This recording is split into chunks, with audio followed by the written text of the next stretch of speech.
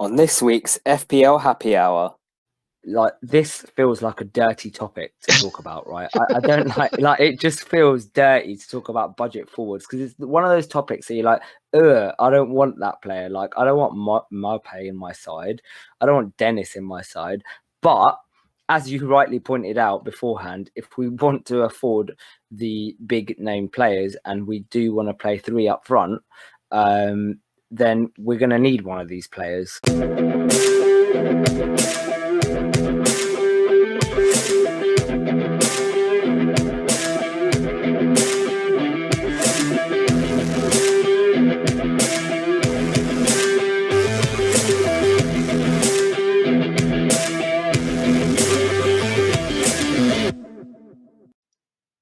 Hello and welcome to FPL Happy Hour, episode 12 of season 3, with myself, Sham, otherwise known as FPL 2 Guys 1 Cup on Twitter. And myself, Rob, otherwise known as FPL Panda.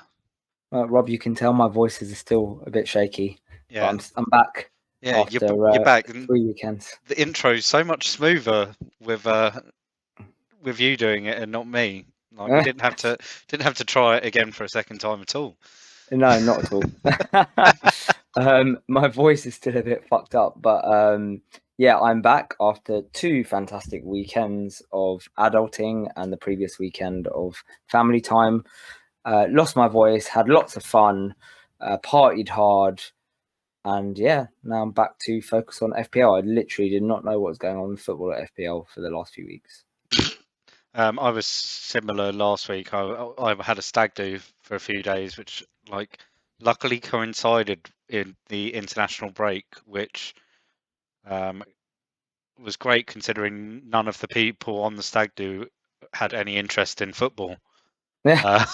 But it's like they picked that week for me. So yeah, I'm now fully recovered, and looking forward to getting back to Premier League football, because as a United fan, it's a very, very exciting few days ahead. Indeed.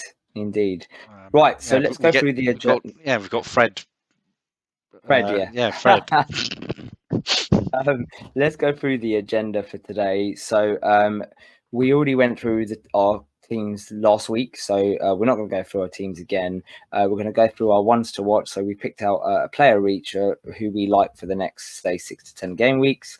We're then going to go through our hot topics. One was chosen by you, the public, and that, or I should say Twitter public, and that was wildcard, and we've done a draft each for that. We're then going to go through our hot topics, which is budget forwards, and then we're going to talk through our first impressions for this game week and what we are thinking about doing. So let's kick straight in to our ones to watch. We both picked out a couple of players, and actually they turned out, we spoke beforehand and we were like, let's pick out a couple of players. Doesn't have to be any particular price. And actually, we've both picked out players that are what we would call mid or budget midfielders. I would say probably budget midfielders. Yeah, I'd say more budget. I think it's where we're now leading with this huge array of premiums that that we've got to pick from, and so we've really got to find where we're going to get the value for money. That's right.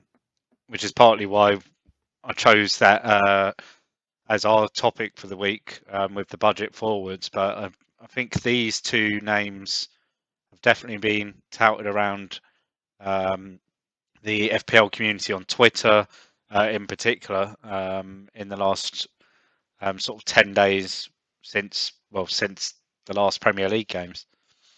Yeah, so I've picked Traore of Wolves, and you've picked Demarai Gray. Do you want to go? Should I go through why I think Traore is a good pick, and then you can kind of go through the stats and compare the 2? Yep. So I've gone Traore mainly on the fixtures. Over the next few game weeks, obviously Wolves, as has been touted, have amazing fixtures, and a lot of people are looking at who to bring in. I think his underlying stats are really good, which you'll go through in a second. I think over the last 3 game weeks, they've had 3 1-0 losses, and I think they've been really unlucky. But from game weeks 4 to 14, they've only really got 1 or 2 tough fixtures. I would say it's tough. So you've got Everton at home and West Ham. Everton at home and West Ham at home, which I would say they aren't like great fixtures, but they aren't bad fixtures. Outside of that, they don't play a side in the top 6. Okay, West Ham is now classed as a top 6 side from last season, but outside of that, they don't play any of the the big teams, so to say. And I just think it's worth trying to exploit on that. What about Demarai Gray? Why have you chosen him outside of stats? I mean, in his time at Leicester, he showed like glimpses of being a sort of a quality player, but never really had that consistency. But his start of the season for Everton has been very strong, and I'm going to gamble. I think it's more of a gamble on him developing a consistency under Rafa. I think he's under the right sort of manager to try and help him with that. Some like the amount of experience Benitez has got over the years, especially working with sort of younger players. So yeah, I'm thinking that in that team as well, the players he's got around him, I think he could shine through a little bit more. And it's shown with his start of the season. And I mean, the stats, when we get round to them, kind of tell the story themselves as well. Yeah, their ownerships are really low as well. Hmm. I've just checked now. Traore is 2.7% owned and Gray's 6.6% owned. I don't know if you've got it slightly differently on yours, but really, really low ownership. So the differentials as well. I really want to bring. I like both of these, to be honest with you. I would happily try and bring in one of these. I'm just struggling to do that within my current setup.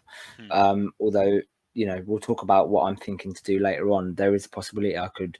I might be going to a 3-5-2, and then I'll try and bring in Traore.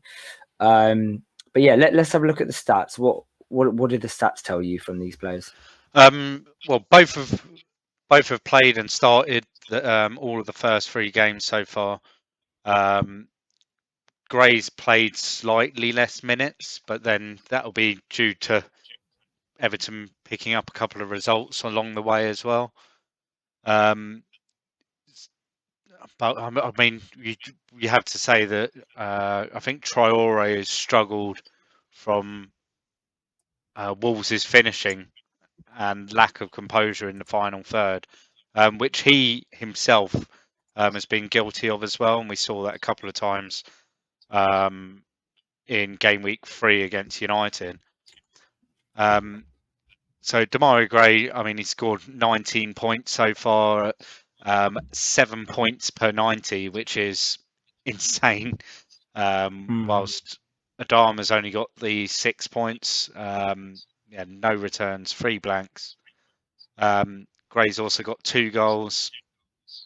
But interestingly, he's only had 4 shots and 2 on target, whilst Adama has had 12 shots in the 3 games so far. Which is a lot, right? Like for a right winger.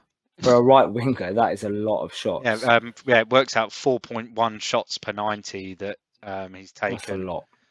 Although only 3 on target, but I think we've seen from him in the last few years that he is generally I'll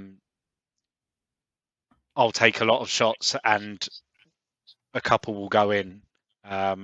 He's never been sort of a clinical finisher as such. So yeah, 12 shots, 3 on target, 25% for Traore, 50% for Gray. Shot creating actions. Now this tells the story. 25 for Adama Traore, which is 8.5 per 90, which is insane. To not that's a lot. have a return from that is crazy. Whilst Gray only has 7. Then non-penalty XG, Adama's got 1.2, Gray on 0.4. Which means he XA, should have scored at least by now, right? yeah, he should have scored, and Gray shouldn't have, essentially. And XA, both of them on 0.7 as an XA. So it kind of says that the shot creating actions that Adama's making, it's not like he's putting them on a plate for people to finish. I just want to point out one other thing quickly. It must be noted in these 3 games, Wolves have played Leicester, Tottenham and United, right? So 3 relatively tough fixtures, whereas Everton's are, they were a lot easier with Southampton, Leeds and Brighton. Yeah. So if Traore is creating these chances and opportunities, okay, fine. He hasn't returned, but he's creating these great opportunities against 3 good sides. All 3 are very good. Then what's he going to do against the lesser sides? Yeah. Right. So the non-penalty XG and XA, expected goal contributions, should just start calling it that. 0.6 to Traore, 0.4 to Gray. Next fixture, Gray, Burnley at home, Traore, Watford away. According to my current FDR, it's a slightly better fixture for Gray. It'll be down to how Everton have started very well, and how Wolves haven't started very well. Mainly, I think it's probably a fairly even difficulty fixture. Mm-hmm. Watford have given away 3.3 shots per 90 to Burnley's 3, and expected goals conceded per 90. Burnley's 2.1 and Watford is 1.4. So they've both got a great fixture coming up. We'll just have a quick look at the fixture table with the FDRs for both teams over the next sort of 4. Everton, Burnley at home, Villa away, slightly trickier, and then Norwich at home. But then they've got a bit of a worse run after that with they play United and some of the other top sides after that. Whilst, as you said earlier, Wolves have got this crazy run of about 8 or 9 games, I think it is, where to start off with, they've got Watford, Brentford, Southampton, Newcastle. Arguably 4 of the, I'd say 3 out of those 4 are probably would be in the sort of bottom 5 teams in the league. I think Brentford probably not quite in that bottom 5. So yeah, you'd argue Wolves, as long as they can start finishing, I think it's very important. I think Traore is one of these players that when he catches fire, he's lethal. But when he goes on this little run of blanks, that fire just goes out very quickly. And he's also one of these players that seem to really pick up with performances against top sides. Whereas when he comes up against the lesser sides, he doesn't. I don't know why he doesn't really run at defences or anything. Maybe it's because he's not getting the space behind, which he might do against the big sides as they're pushing higher up. So it'll be interesting to see how effective he is. But yeah, the underlying stats are there to suggest he my only should worry be. generally with Traore is, his output. So last year he played 2,600 minutes, right? And he only scored 2 goals and 4 assists. Year before he played similar amount and got 4 goals and 9 assists. Is he the type of player that's going to get you those hauls, or is he going to trickle in with an assist now and again? But then again, he's only 6 million. So what else are you expecting from 6 million, right? I think he really struggled with there being no target man in the middle last season. We need to remember that Jimenez got his head injury at the end of November last season. Yeah. So it was a long pull. It was probably about 3/4 of the season without a target man. And they didn't even sign one in January, and so that probably affected him. You'd expect him to at least sort of maybe add 6 or 7 assists onto that with Jimenez there, wouldn't you? Yeah. I'd believe that he under Bruno Lage, he's probably been set a target of double figures for assists this season. So if improve. you could fit, if I guess fitting in either wasn't a problem in your side or wild card, let's say you're on a wild card and you could only pick one of these two players. I know you've picked Gray as your one to watch. Is he the one that you would prefer out of him and Traore? I think right now, yes, but I wouldn't hesitate to move off of him, especially after game week 6. Once they played Norwich, I'd easily move off of him and go to Traore then, if I wanted to. Although personally, I think Traore, because if you're planning in that transfer and you can see that Traore's got evenly as good fixtures, may as well just make that move now. Yeah, rather than doing it in 3 game weeks 50-50, time isn't when it? you might have another problem you need to sort out somewhere, so it ends up costing you a transfer. It's one of those things. Is Gray's performed fairly well so far this season?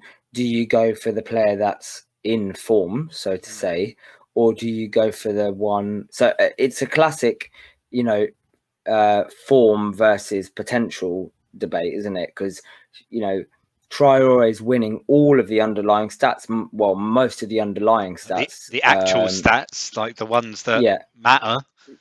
Yeah, Gray's winning. Whereas Gray's winning the actual points, that's goals, assists, etc. Do you go for potential or do you go for form? That's quite a debate. Last question then. A lot of people will be on Ben Rama. He's got 30% ownership. Worth holding or moving Ben Rama on to one of these two players, because that is a quandary that I'm in at the moment.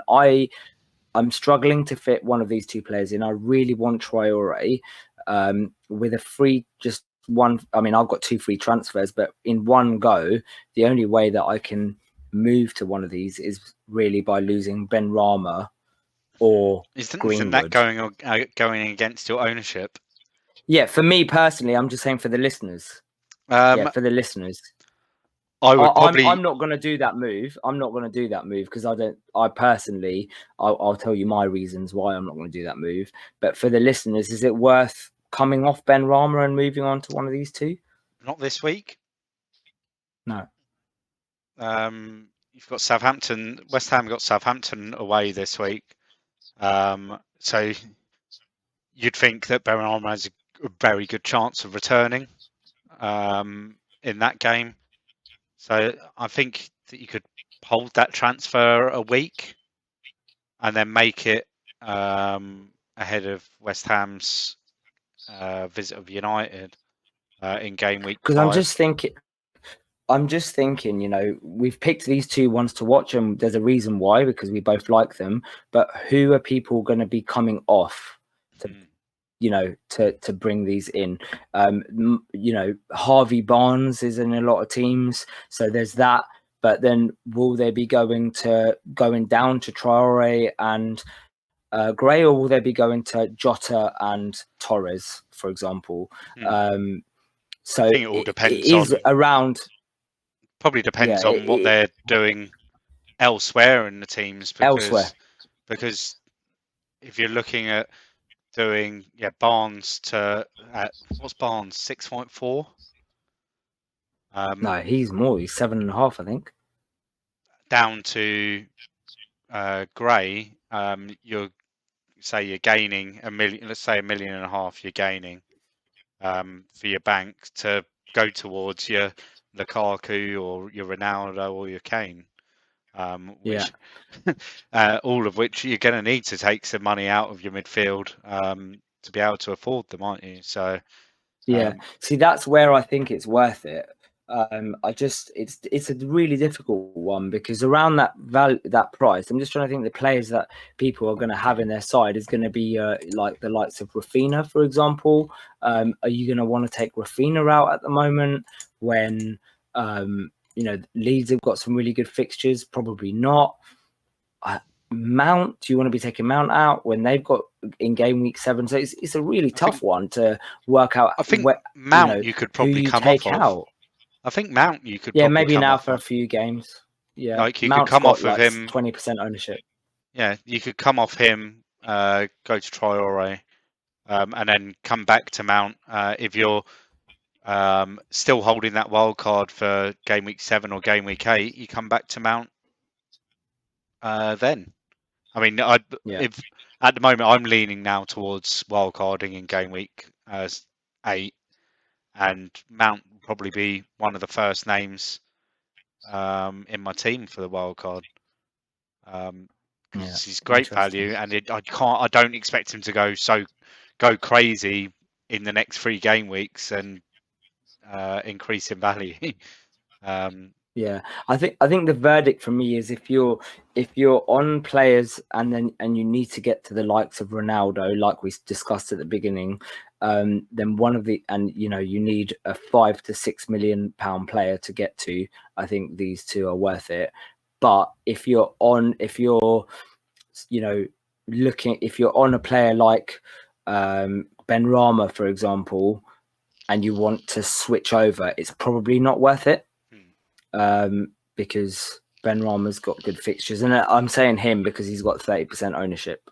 So that's why I'm finding it really. I'm contemplating. I've got 4.5 Brownhill at the moment, and I'm thinking to upgrade him to Traore and downgrade Tony. But I don't know if it's worth 2 transfers. But yeah. I mean, anyway, there'll be a lot of anything people, else to discuss? There'll be a lot of people coming off. Depending on injury news, off Son. This week. I mean, that there could be like a Son to Traore or Gray. Could be the Ings to Ronaldo. Could be an Ings to Ronaldo, like in 2 moves. And we're gonna. I mean, I'm thinking. We'll discuss a bit later. I'm thinking of taking a -4 because I can see a lot of people taking hits to move money around to afford these big names up front, and it's kind of leading me towards just taking a -4 to have like as a mini wild card with my 2 free transfers. But yeah, we'll discuss that at the end, and once we've gone through everything else.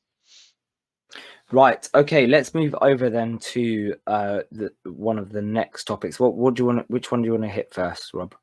Should we go with our budget forwards, because then that would lead us quite nicely into the wildcard plans, and because we know that a lot of managers out there are going to be looking for a budget forward, because I don't think there's any way of fitting some of the big hitters in without a budget forward this season.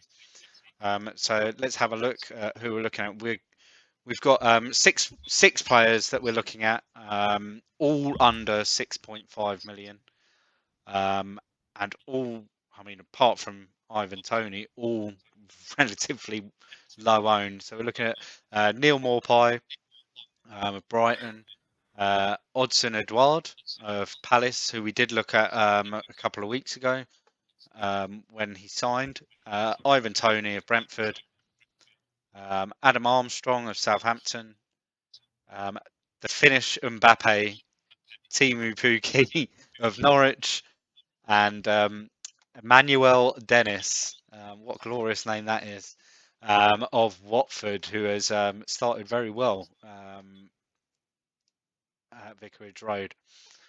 Right, before we go into this, I'd just like to point out, like, this feels like a dirty topic to talk about, right? I don't like it just feels dirty to talk about budget forwards, because it's one of those topics that you're like, I don't want that player. Like, I don't want Maupay in my side.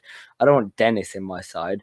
But as you rightly pointed out beforehand, if we want to afford the big name players and we do want to play three up front, then we're going to need one of these players.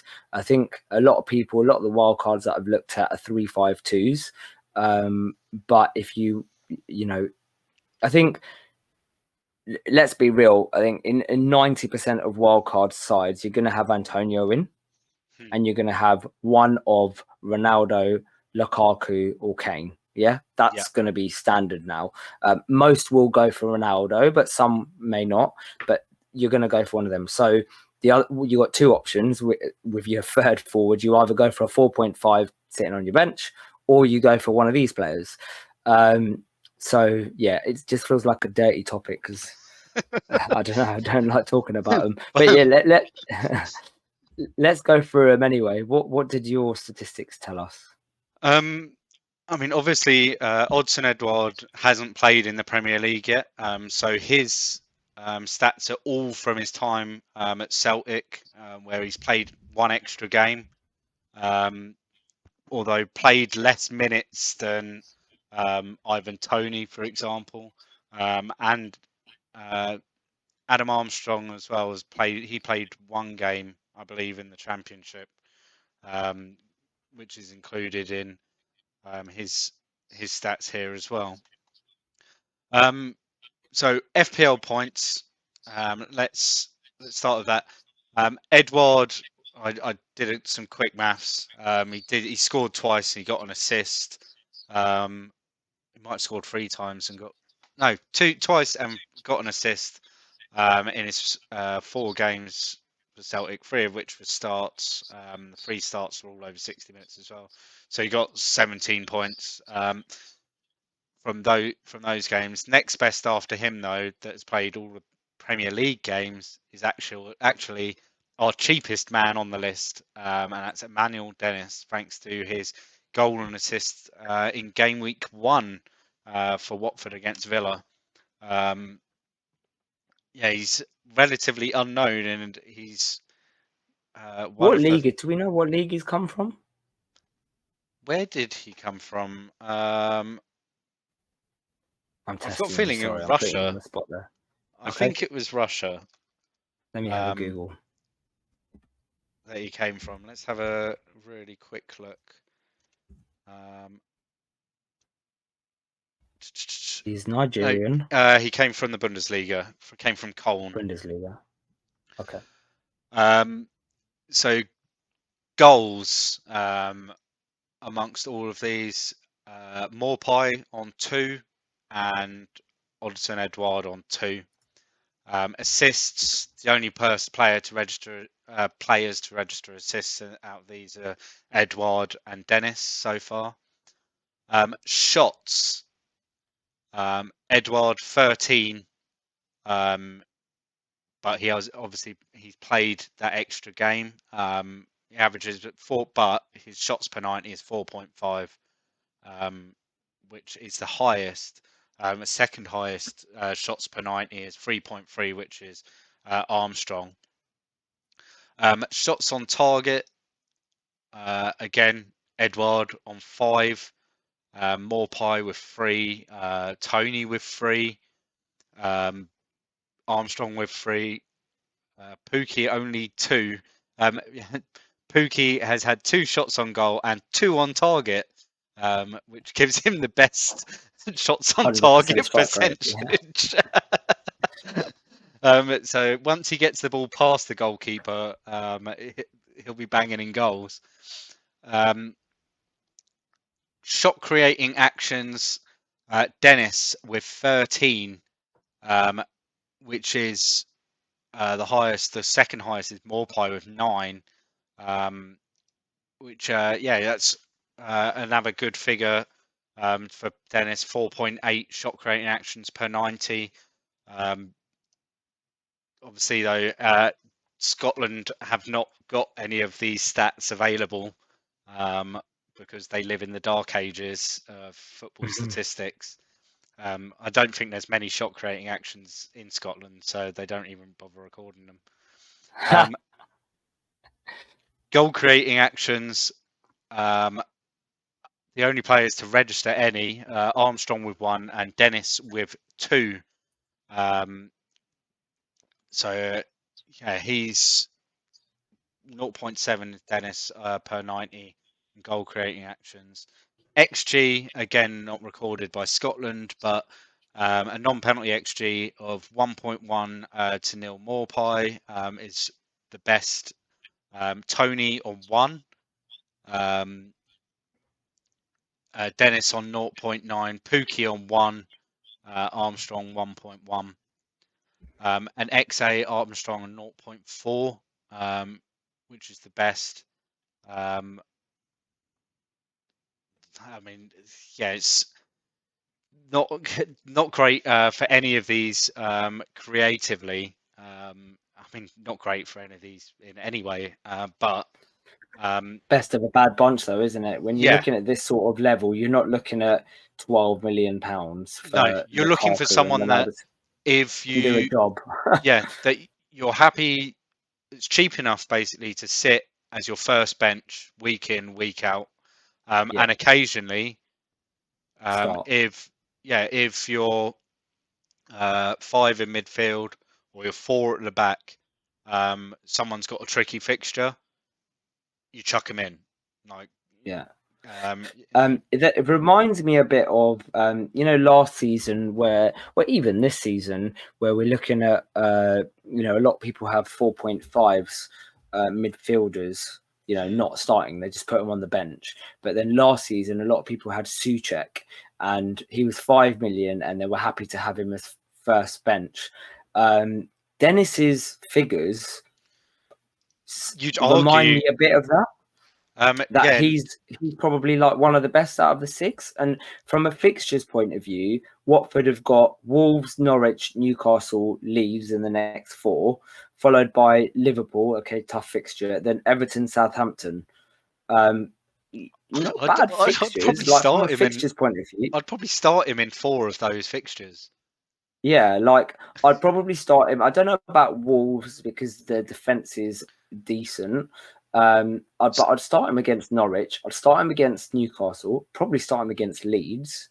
Like 3 out of the next 4, I'd probably start him. Yeah, and I mean, it surprised me when I put him in. And you definitely start him against other than if you compare him to like Brownhill, for example, or Sissoko or someone at 4.5 midfielder, I'd probably start him instead of one of those. Yeah, well, you know that he's also got that quality from Ismail Assar down that right-hand side to provide him with the chances.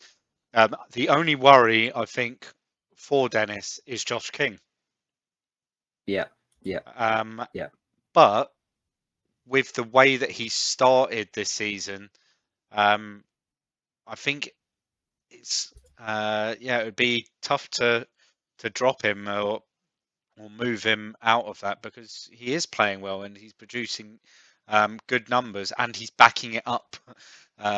Although backing it up with the results from game week 1, which I mean you could argue that it was a home game at Vicarage Road, return to the Premier League on your debut, like all of these different things that perhaps mentally contribute towards a high-end performance. Yeah, maybe that was it, or maybe it was him just trying to prove FPL Towers wrong at his original price tag of 5 million, and now up to 5.2. But yeah, I mean, the other player that really interests me out of these is actually Odsonne Edouard, because he has shown, not at a Premier League level, obviously at the Scottish Premiership level, and we know that there's that quality and creativity around him in that midfield at Palace, but it's Palace. Yeah. And we've seen Many a decent striker come, and actually some of them haven't left. Some of them just still sitting on the Still bench. there. Yeah, they're still there, and they're going to be sitting on the bench. And yeah, it's like a rotting ground for average strikers at Palace. So yeah, I'd rather gamble with the 5.2 million forward than I would on the 6.5 million forward. I'm with you there. I like Dennis. Out of the six of them, I would choose him. I mean, all it takes is also, like, if you're thinking team value, all it takes is like 2 or 3 returns in the next sort of 4 or 5 games, and you've probably made 0.2, maybe 0.3, because his ownership will rise. We saw that with Souček last season. I think he ended on at like 5.8 or 5.9. Yeah. Knocking on the door of 6 million. Which, I mean, it then makes it harder to sell him later on in the season when you get around to your second wild card, because you're going to lose some of that value. But yeah, it's he definitely, out of these 6, his stats speak for themselves so far. Like, we must stress that it's only off of 3 game weeks. It may feel like, as we near the end of this international break, that the season's been running for 6 months already. But yeah, it's only 3 game weeks gone so far, but he's been the most impressive in the Premier League out of these budget forwards. Right. Well, hopefully that has been tantalising for you listeners. Tantalising, riveting, exciting. Listening to us talk about budget forwards. Right, let's now talk about some wildcard options and our wildcard drafts. Some not so budget forwards and how we managed to squeeze them in. Let me go through mine first. Now, it must be said, we didn't speak to each other about our wildcard drafts. Rob just said, Sham, can you send it to me before 5:30 for the stream? And I was like, okay. I sent it to him. We then spoke just before we went live, and ours are quite similar in some aspects, which goes to show we're both shit as each other. 1, 2, 3, 4, 5, 6, 9. 9. Okay. So, right. Let me talk you through why I've chosen who I've chosen.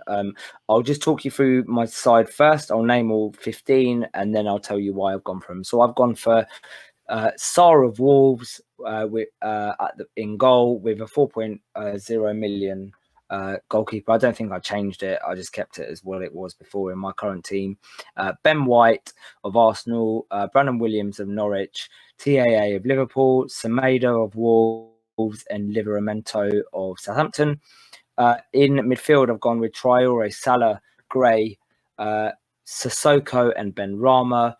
And up front, I've gone with Ronaldo, Lukaku, and Antonio. So I guess the reason why my side is the way it is because of the forward. So I'm going to explain the forward bit first. So I wanted Ronaldo and Lukaku in there because I think we've got 3 big but expensive strikers now in Ronaldo, Lukaku, and Kane. I think Ronaldo on a wild card is for me is a no-brainer. Not essential, but is a no-brainer. I don't see why you wouldn't go with him at the moment. Now, Lukaku is an interesting one because his fixtures from game week 7 are great. And you could argue, is it worth putting in a different player in replacement of Lukaku, maybe a Kane up until then, and then switch to Lukaku in game week 7, or go with a cheaper striker and then go to, make 2 moves to get to Lukaku after that. And my kind of thoughts was it. So Kane's got Palace, Chelsea, Arsenal over the next 3. So I would say one, I don't know, depends whether or not you class Arsenal as a good fixture or not nowadays. Um, Well, for Harry one Kane, I or think two good Arsenal's fixtures. always a good fixture, isn't it? I think he seems to Um, score every time they play against them. Yeah, and then Chelsea have got Villa, Tottenham, and City. So I think it's, maybe Kane just about edges it, but then you're booking in 2 transfers essentially, or you're booking in, because Lukaku's 11.5, so Kane is 12.5, so you're booking in a transfer already to go from Kane to Lukaku, or if you go Lukaku, if you have like a budget attacker, and then a more expensive midfielder, you're booking in 2 transfers. So I just thought, let's just go Lukaku. I think Antonio, again, for me, is a no-brainer in wildcard sides at the moment. He's over 50% owned, which is mad to think that Antonio is 50% owned, but he is. That's why I've gone for them 3. And then, which therefore means you're filling up your midfield of kind of budget midfielders. So in this formation, I'm going to go for a 3-4-3. So I've got Traore, who we've spoken about, Salah, we all know about, Gray, who we've also spoken about, and Ben Rama. So they would be my 4 starters. And then my bench would be with Sissoko. So 4.5 Sissoko, who I imagine will be starting for Watford. Probably. Well, he started against Spurs for Watford. Right. 48 hours after he signed, he started, right, there you go. And I think he's a lock in that team, and he really interests me at Watford. At 4.5 because when he was million. playing for Newcastle, he was really good. Like that's what got him that move. He's like a poor man's Yaya.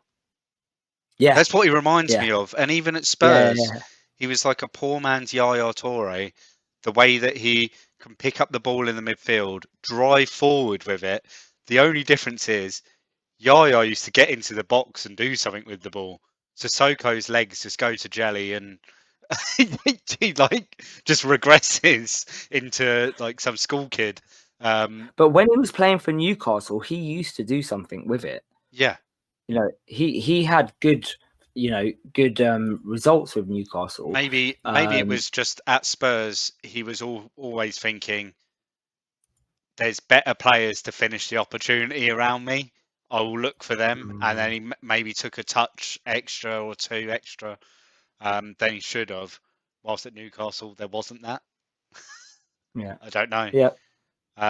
But I mean, I saw against Spurs, he made a couple of those runs into the box, and I think one of them he did actually.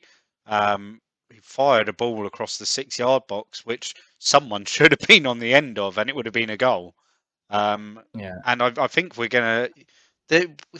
He's not going to be someone that a 4.5 that doesn't return for you. Every now and again, he'll pick up something.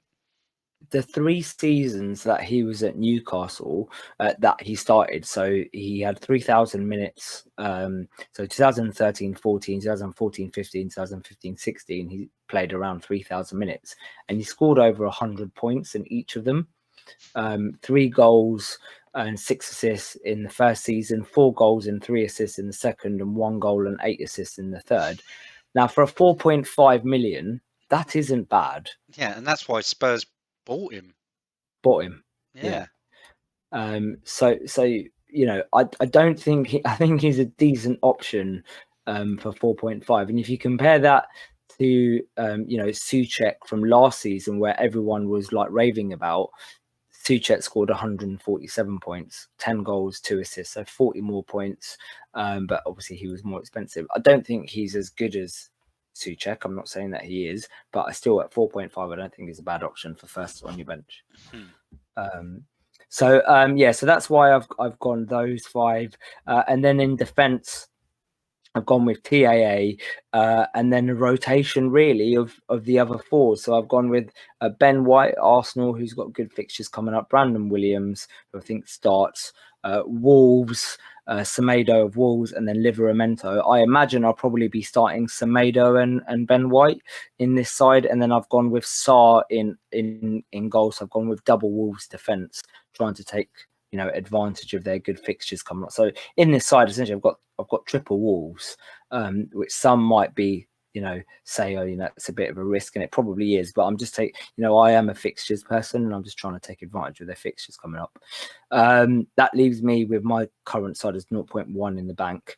Now you could move a few things around. I think if Firmino's injury is confirmed, then I think Jota might be a really good option. In fact, I think I don't like using the word essential, but I think he is a no-brainer if Firmino is injured, because he posts stats as good as, if not better than Salah when he starts. He does. Yeah, his stats are very good, and he outperforms Salah a lot of the time. That's not me saying that you should swap Salah for Jota. That's me saying you should have Jota as well as Salah with Liverpool's good run. So it's just about then fitting in, how that works into this side. But yeah, that's my wildcard draft. What about yours? There's no point talking about the players that we both got. Let's talk about the players that you haven't got that I've got. So I've gone with Sanchez and Steele as my two goalkeepers. I think Brighton's fixtures over the next sort of 6 or 7 game weeks are fairly decent. I've gone Tomiyasu over Ben White. With Bellerin leaving, he's probably going to be nailed in as Arsenal's right back for the season. He was posting good creative stats in Serie A last year. When we spoke to James last week about him, he was very positive about him at Arsenal and said if he comes in at 4, at the time we didn't have a price, and he said if he comes in at 4.5, he'd be a great option to have over Ben White. I've gone Marçal over Semedo. Again, Marçal over the first 3 games has posted some really good underlying stats creatively. Again, like Traore, has just been let down by the finishing at the end. And then I've got Dyer over, who did you have? Williams. Yeah. So I've got Dyer over Williams. Spurs, I think defensively they seem a lot more solid at the moment. It's just the only question mark over Dyer is with there being him, Tanganga, Romero, and Sanchez. Is he nailed in that side? But at the moment, it looks like he's the dead cert, and Sanchez might be the one that moves out. And I mean, we need to remember that Emerson Royale. It sounds like a flipping meal from Burger King. Yeah. It does. Yeah. We'll start calling him just Chicken Royale.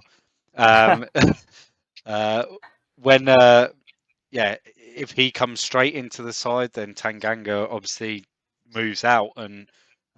But does his performances equate to him being dropped? I'm not sure. Midfield over Ben Rama, I've gone Bergwijn. This is more due to, at the moment, it looking like Son may not play at the weekend. It's interesting you haven't gone Ben Rama in there. Is there a reason why? I know there's a reason you've said why Bergwijn in, but is there a reason why you haven't got Ben Rama in? It was more so that I could have, it was all about that 0.2. Yeah. Like that 0.2 of difference was the difference between Tomiyasu and White, essentially. So yeah, I went with Bergwijn more as a. I mean, he's posted some good stats as well to start the season off, and I think with Son out, it's a positive for him. It means he's more or less guaranteed to start. I mean, he started the first 3 games anyway, so yeah, I can't see him getting dropped. I think that Nuno prefers him over Moura. Because he's very much a similar style as Traore. like with the like very sort of direct and fast paced with how he moves with the ball. And then Salah, Traore, Gray, the same as you. Lukaku, Ronaldo, Antonio, the same as you for all the exact same reasons. And I mean Lukaku. We've spoken at length about Lukaku in the last couple of weeks, and I think if I was on a wild card, I'd want him in my team. I know that Mark Summons on Black Box last week was trying to convince Az not to have Ronaldo and was giving all of these comparisons between Ronaldo and Lukaku. And some of Lukaku's stats against the better teams are still impressive. And so you can't, like you'd expect, and I think against Liverpool a couple of weeks ago, Chelsea will. I think if the red card didn't happen, Chelsea might have won really comfortably. I think the red card and the penalty, I think it completely changed the tide because that first half, Chelsea were just all over them, and I think returns were going to be there for Lukaku. So I wouldn't go against him against the likes of City, Spurs, and everyone else to be getting some returns. I can't see any reason not to have him in my team, and I think it's just then a case of moving forward, just playing around with the back, well, 4 of the back 5 and 4 of the midfield to just chop and change to sort of move people around. Although after West Ham's fixtures have died, like after game week 8 or 9, I think it is. It's not quite on this table when their fixtures die down. Then I'd be looking to come off Antonio and going on to someone else to maybe reinvest a bit of money back into the midfield. So I'm going to ask you a couple of option 1 or option 2 because a lot of people on wildcards are going to have some of these dilemmas.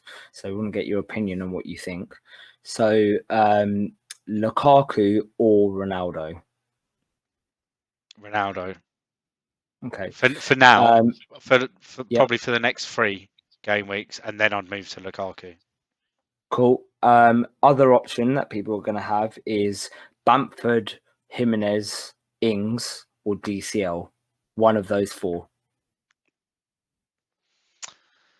Because those are the kind of dilemmas that people are going to have. We fit in Ronaldo, Lukaku, and Antonio. A lot of people will be going with Ronaldo or Lukaku and Antonio, and then Ings. Potentially Ings, Bamford, DCL, or Jimenez. I think out of those 4, Ings, who do you pick? Ings, like his next 4 fixtures are horrendous: Chelsea, Everton, Man United, Spurs. 3 of them away as well. So Ings is a no. Bamford, again, he's got slightly better fixtures. It's just annoying that the Newcastle one and the Watford one are separated by the West Ham one. I'd want 2 of those those 2 fixtures to be together to even consider him. So that leaves us with Jimenez or DCL. At the moment, I'd go DCL. Just because I want to see Wolves start scoring goals before I invested my money in Jimenez. So with going with DCL, I'm giving Jimenez 3 game weeks to convince me to get him, because I'll have DCL for Burnley, Villa, Norwich, and then I can move on to Jimenez if I want to, or someone else might catch my eye between now and then. 2 more then for you, because I know we didn't have Jota or or Torres in our side or Greenwood, but a lot of people will want to get one of them three. So Ferran Torres, Jota or Greenwood, one. Pick one. Jota. As And long then- as Firmino's injured. Yeah, and then Ferran, Greenwood will be bottom of the list now. Just because Okay, and then he won't be starting as a number 9. He'll be starting probably wide left or wide right. And then the last one, Gray, Traore, Ben Rama, Rafinha. Pick 2 out of them. Traore and Gray. Yeah. For all the reasons that we've discussed earlier. You wouldn't pick Rafinha out of. You wouldn't put Rafinha. Purely because if I pick him in my wild card, like any player over, and we had this discussion at length at the start of the season, and I think it's even more.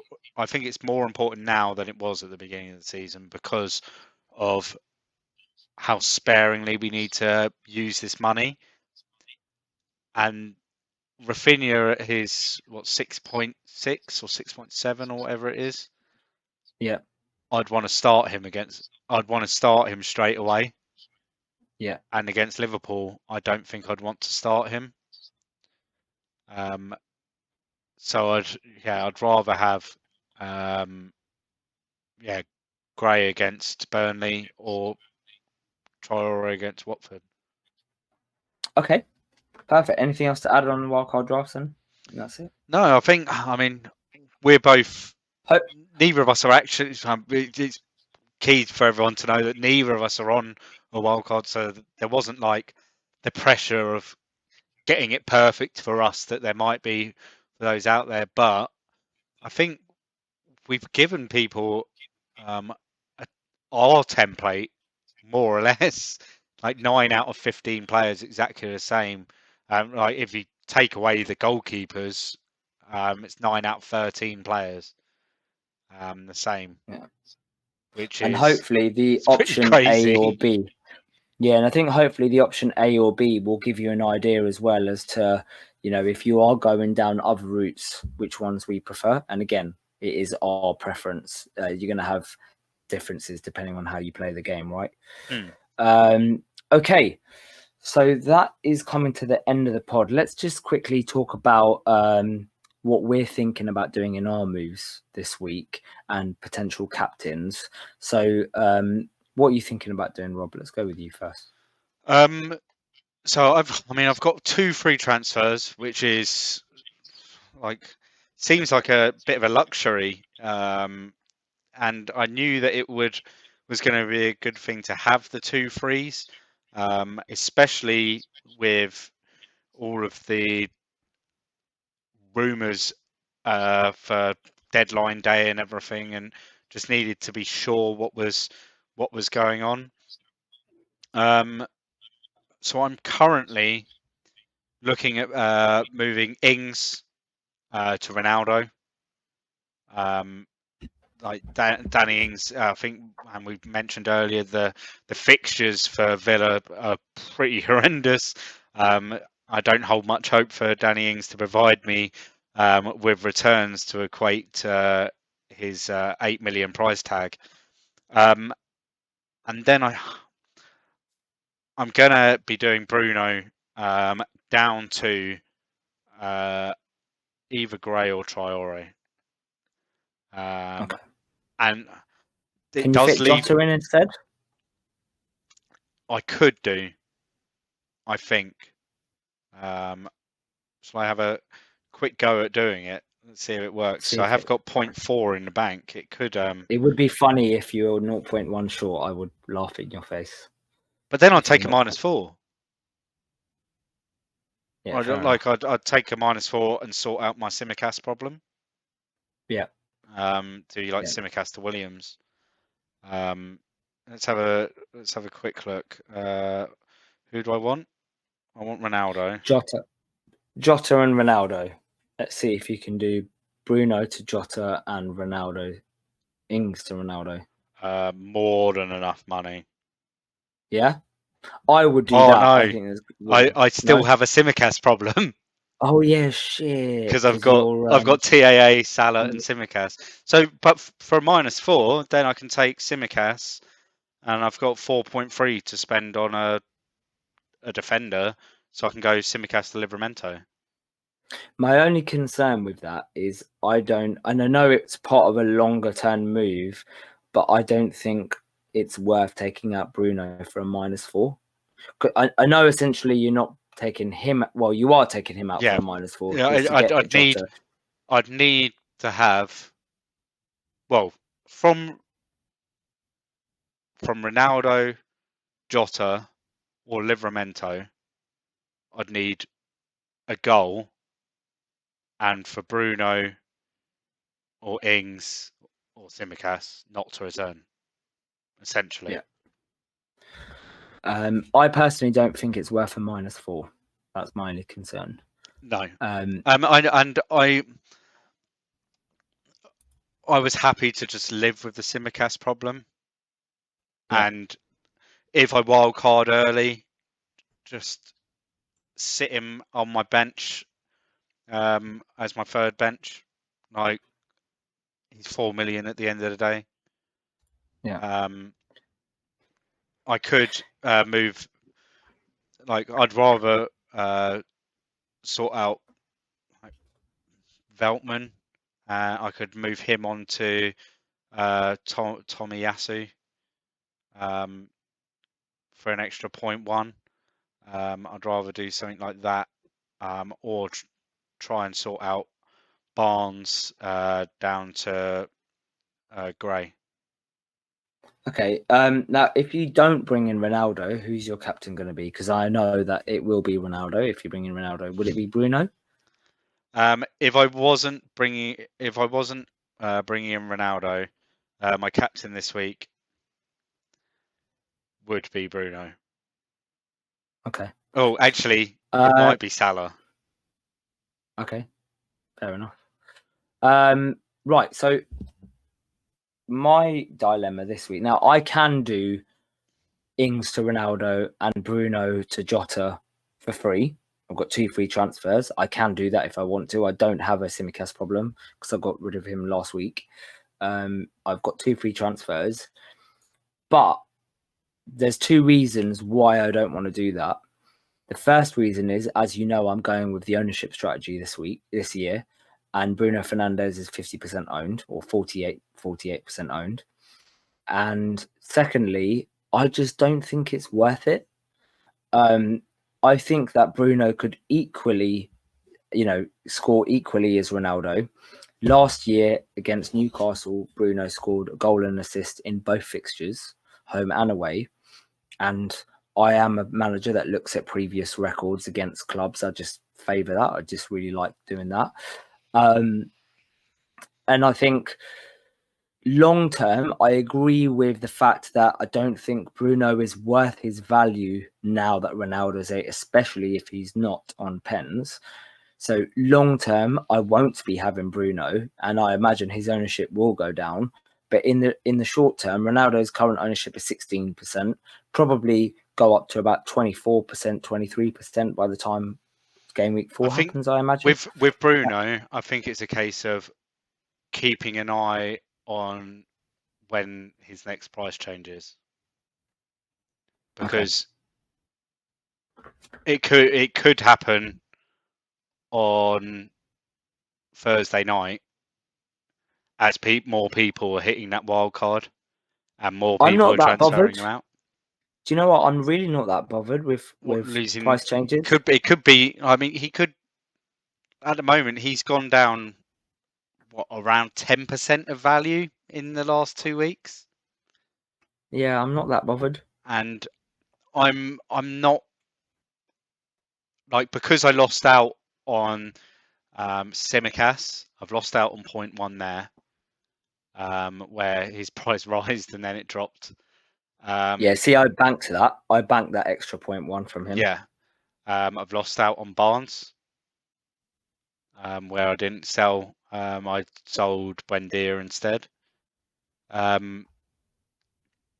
So yeah, I mean, with that, by losing out on the 0.1, I gained a transfer moving into this. I haven't lost out completely, but I don't want to be starting to lose money on Bruno, because I think it will also mean that I'll have to make a transfer early next week, because if Ronaldo does return against Newcastle, Bruno's going to drop even more, and it will mean that I'd probably have to go into next week where there's European fixtures, making the transfer before Bruno has played. Yeah. See, my current team value is 101 million, so I'm not too fussed. Like, I've never been one to worry too much about getting rid of players just because they're losing value. I lost money on Tony, but I thought it was worth holding him and he returned. So I've got that dilemma. So I don't want to lose Bruno. My initial plan was just to do a straight Ings to DCL move. Again, roll another transfer. And if DCL is declared fit, I'll probably end up doing that, to be honest with you, and then just seeing what happens next week. I think if I do, sorry, go on. One player at the moment, and I'm just thinking about my defensive problem, and one way that I could start thinking about maybe not trying to avoid the wild card for game week 8, is by moving Shaw onto Chelsea defender, maybe a Christensen. But again, that doesn't work for me. Oh no, that it won't doesn't work for you. with Shaw. Yeah, it would be nice if Shaw goes and gets a return this week, and then I can take his price rise instead, and then move on to a Chelsea defender. It is a tough one with Bruno versus Ronaldo, and I think we won't know the answer to what is wrong and what is right with the two of them until 4:45 on Saturday afternoon, to be honest, because we don't know how the team's going to line up, and we know that United aren't going to be playing this same sort of system that they played, because even with Cavani drops very deep and links up the play, whilst we're not going to get that from Ronaldo. He's going to be very much a target man, kind of how Zlatan was, but we're getting a better, faster version of Zlatan, and better in the air, strangely. Just one other key thing just to point out, and this isn't necessarily just in terms of my moves for this week, this is just an observation. So one of the key things that we discussed when I talked about my ownership strategy at the beginning of the season was I said I would have 8 to 9 players with high ownership, 2 to 3 players that were differentials, right? So at the beginning of the season, I chose 2 of my differentials, and both of them at the time before game week 1 were Benrahma was 3% owned and Greenwood was 7% owned. The problem now is that my 2 differentials have turned into high ownership players. So Benrahma has now turned into a player with 30% ownership, and Greenwood has turned into a player with 16% ownership. So I now have nobody in my starting 11 with less than 16% ownership. Greenwood, your lowest ownership. Greenwood is my lowest ownership in my starting 11. Obviously, I've got bench players, but in my starting 11, that is my lowest. I've got Ben White, who's 12.5%, which I wouldn't really class as a differential. So this is the dilemma that I'm now in. So I'm not sure what to do. The only way that what I can do is by getting rid of one of my higher own. So the only ones that I think, so now what I've got to do is look at it and go, right, who out of my starting 11 do I think is not going to perform out of the next 4 to 5 weeks and able to move out? And that is Danny Ings. So out of my starting 11, he's probably the only player that I think isn't going to perform. Maybe Ben White, but I don't think he's worth moving on. So that's why I'm probably going to do Danny Ings on. And I think by this time next week, like Danny Ings, I think just scrolled up. I think it was 32.5%. By next week, he'll be around the 20% mark. And DCL will be higher. So then I won't DCL have will any be higher. differentials again. Kane's under 10% owned still. Yeah. He could be higher. Although I think his performance for England at the week, not the weekend, midweek last week, or was it the weekend? It didn't scream a man full of confidence to me.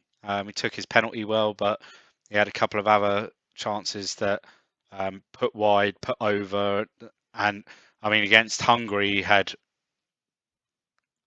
6, maybe 5 or 6 decent chances that you'd think an informed Harry Kane bangs these away for fun, and he was putting them straight at the keeper. And it's just, it concerns me a little bit. Is he just lacking that bit of sharpness, which gets him, sort of pushes him to that level of one of the best goal scorers in the world? Or is it a confidence issue? I'm not sure. So, yeah, hopefully we see a little bit more out of him, because I at the moment he's not a 12 million pound forward for me. So yeah, it's interesting. Right. Anything else to add, Rob? No, that's it for this week. I think it's just we'll do the any other business, and that's that. Go on then. Do it then. Go on then. Go on. What is the any other business? Well, we spoke about the mini league last week. Nothing's changed from that. We don't need to look at how high you are. Only anymore. The live stream. Only the live stream, I guess. Yeah, well, the mini league is open for entrance for another week. Entries close the deadline at game week 5, so make sure you get joining that to win yourself a shirt of your choice for next season. The code for that is 1PQSLT, and the auto join is at the bottom of the YouTube description and the pod description there. What else have we got this week? Our last all orders live stream / podcast will return on Thursday evening. We think that we'll keep that as permanent on a Thursday, whether it's a Friday or a Saturday deadline, just so that it gives you guys that full day on Friday to do whatever you're doing with work or whatever and listen to us as we more or less finalise our teams ahead of the game week. We'll be bringing back our free hit challenge, where I have clawed one a game week back and a few points as well. So we'll bring that and have just a general Q&A and a lowdown of the fixtures for game week 4. Fantastic. Right. So thanks for tuning in. You can find us on Twitter at FPL_Happy Hour. We're also on a number of podcasts such as iTunes and Spotify, etc. And our YouTube channel, which is FPL Happy Hour. Please like, subscribe, share, and retweet. It's really, really appreciated. So until Thursday, have a great week, I guess. I forgot how to end the show, considering I haven't done it for so long. Take care, guys. See you soon. Cheers, guys.